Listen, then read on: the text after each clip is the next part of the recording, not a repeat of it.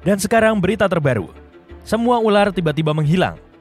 Kalau kamu melihat ini di berita, menurutmu apa yang akan terjadi?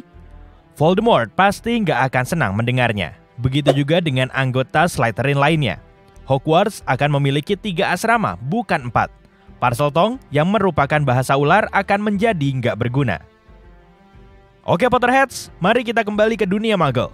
Bagaimana pengaruhnya terhadap kita? Mari kita lihat sisi baiknya terlebih dahulu. Orang-orang dengan opidiophobia, yaitu ketakutan terhadap ular, akan sangat lega. Kita semua setuju bahwa ular bukanlah hewan favorit semua orang. Beberapa ular berbisa dan ini nggak membantu menyelamatkan reputasi mereka. Sering diabaikan bahwa hewan-hewan ini biasanya lebih memilih untuk mundur ketika kamu bertemu dengan mereka. Mereka bisa menjadi defensif kalau terancam, tapi ketika dibiarkan sendiri mereka nggak ingin mengganggumu. Namun, cobalah untuk mengatakan hal ini pada orang yang punya fobia. Sekarang mereka bisa menikmati kegiatan di luar ruangan, seperti mendaki gunung, seperti orang lain. Namun, mereka akan punya kekhawatiran lain kalau ular-ular ini nggak ada. Desain ekosistem bekerja seperti jam. Setiap spesies punya peran penting. Jika salah satu mati, maka yang lainnya akan terpengaruh. Ular nggak terkecuali dalam tatanan ini. Mereka terutama memangsa tikus atau hewan pengerat. Mereka membantu mengendalikan populasi hewan pengerat dan mamalia kecil lainnya. Hal ini juga penting dalam hal mencegah penyebaran penyakit. Pikirkan tentang penyebaran wabah pada abad pertengahan. Mengusir semua reptil bisa menyebabkan masalah yang sama. Tahukah kamu bahwa wabah pes nggak pernah benar-benar hilang? Wabah ini juga pernah ditemukan di zaman modern, misalnya di Madagaskar pada 2008. Jadi ada baiknya ada beberapa ular di sekitar kita untuk melindungi kita dari wabah penyakit. Kamu tahu ular adalah pemburu yang sangat baik? Mereka menyergap mangsanya dengan menggunakan indera mereka yang sangat berkembang untuk menemukan dan melacak mangsa potensial. Ular ini sangat lincah, bisa masuk melalui celah, memanjat dinding batu, dan berenang. Mereka bahkan bisa terbang. Ya, semacam itu. Ular terbang nggak benar-benar bisa naik ke ketinggian, tapi mereka bisa meluncur.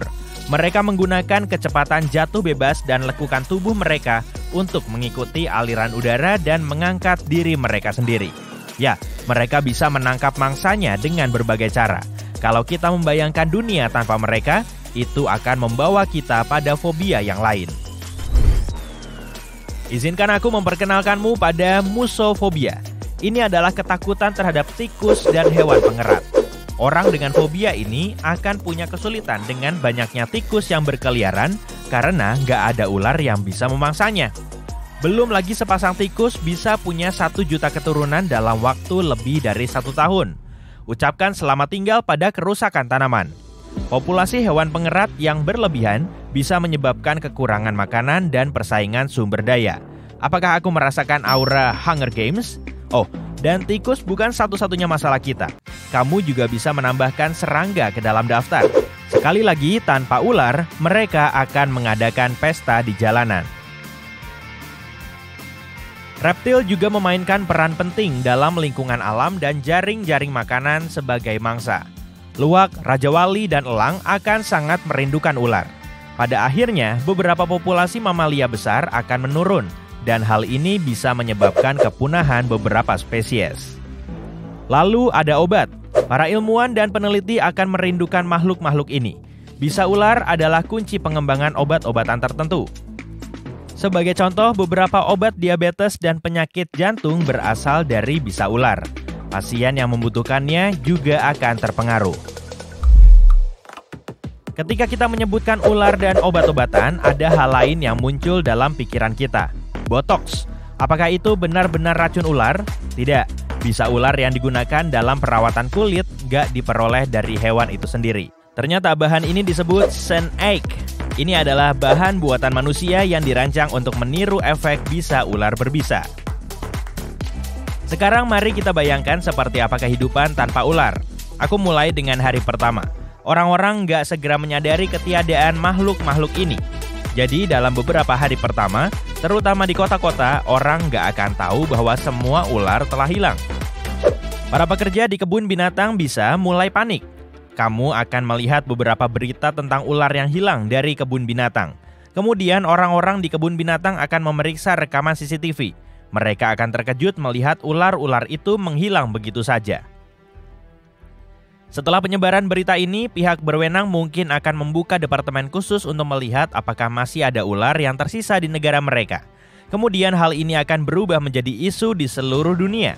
Semacam aliansi global akan dibentuk untuk menyelidiki apa yang terjadi pada reptil ini dan apa yang bisa dilakukan untuk mengatasinya. Pada saat pihak berwenang dan masyarakat memahami tingkat keparahan situasi, ekosistem sudah mulai berubah. Orang-orang yang tinggal di lingkungan perkotaan mungkin gak akan terpengaruh secara langsung dalam beberapa bulan pertama. Kemudian mereka akan melihat lebih banyak tikus di rumah mereka dan di jalanan. Sekitar 500.000 tikus hidup di jaringan terowongan London Underground misalnya. Jumlahnya bisa bervariasi, tapi banyak hewan pengerat yang hidup di kota-kota besar. Hewan-hewan ini akan menjadi lebih terlihat. Kamu akan membuka lemari dapur dan kamu akan melihat seekor tikus yang melihatmu dari balik toples selai kacang. Peluang karir baru akan muncul karena permintaan untuk hidup di lingkungan bebas tikus akan meroket. Pihak berwenang mungkin akan memberlakukan pajak baru untuk mengumpulkan uang guna menangani situasi baru ini. Bagaimanapun juga, mereka perlu menyediakan tempat tinggal yang aman bagi masyarakat. Tentu saja, nggak hanya tempat-tempat perkotaan yang akan terpengaruh oleh ketiadaan ular. Pedesaan akan punya lebih banyak masalah. Tanpa ular, jumlah hama akan meningkat. Hewan-hewan ini akan mulai merusak tanaman dan habitat hewan lain, dan para petani akan mengalami masalah serius. Pihak berwenang perlu mendukung orang-orang yang tinggal di sana dan menemukan cara untuk melindungi lingkungan yang akan menjadi prioritas utama mereka. Para peneliti dan ilmuwan harus memikul tanggung jawab yang besar. Mungkin mereka akan menciptakan ular buatan yang bisa bergizi seperti ular sungguhan. Sehingga hewan-hewan seperti elang akan memburunya dan terus hidup. Seperti apa bentuk ular buatan itu masih menjadi misteri. Aku nggak bisa membayangkannya. Aku serahkan saja padamu.